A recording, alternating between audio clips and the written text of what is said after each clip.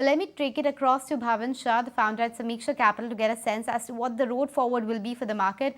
Bhavin, hi, good to be speaking with you. To begin with, a very pointed question, and if you can answer in a yes or no, what do you think, Bhavin? Will the election verdict mark the top for the markets for this year? Answer is no. Okay, so there's more leg to that rally. So now let's take that discussion forward then. If that's not the case, what do you think is the biggest monitorable for the market right now? Do you think the policy action and continuity is something which is the driving force? Or do you think it's going back to fundamentals and earnings is something which is getting, which is actually putting the markets higher from here on? So I think what is clear is that, we have a very strong economy and, very broad-based growth that is being witnessed. And when that happens, a large number of companies experience good earnings growth. And so I think it will actually, boil down to the fundamentals and strong earnings growth that will help the market, move forward. It may not be a meaningful move, given where we are already. But I think, it is important. I think the bias will be on the positive side.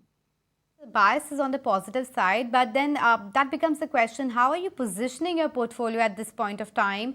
Are you, let's say, increasing your cash levels to deploy further, or have you already started deploying quite a bit? What's the tactical trade right now ahead of elections?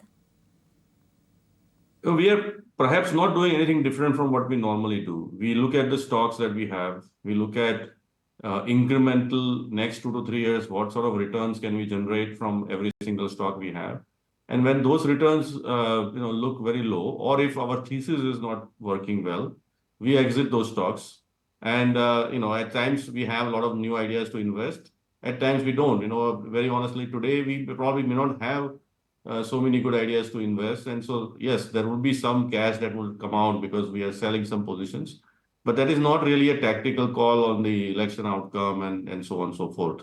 Because I think, at least the view we have taken is that there won't be any big surprise for the market coming, in terms of the election outcome. Yeah, that seems to be the base case which is priced in, that there'll be continuity of the policy action and wouldn't be a surprise or a shocker in either sense. But you talked about trimming positions in certain segments and sectors. Talk to me about where are you, let's say, taking profits off the table, and where are you incrementally deploying it, as in which sectors you're underweight versus overweight on?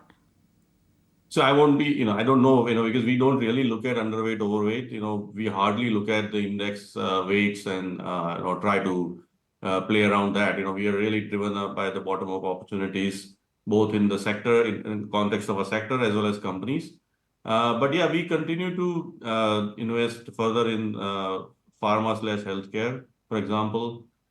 We continue to stay invested in some specific technology-related names, not so much the IT services, but companies sort of benefiting from India's economic growth and having a technology play.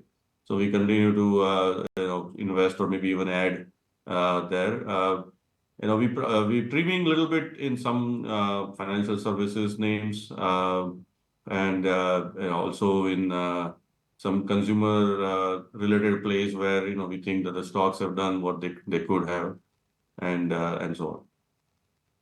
But what's your view on the entire PSU basket? And I'm talking about defense and industrials and other names at that, because they've seen a massive run up, whether it was railways and defense companies as well, even PSU banks for that matter, and OMCs, etc. Would it be a better call right now to book some profits, or do you think this is just the start of that multi-year upcycle in some of these segments, and perhaps it's good to continue to stay invested in these? Well, I think the challenge here is that a lot of stocks especially in the PSU segment, have priced in multi-year, very strong growth for multiple years.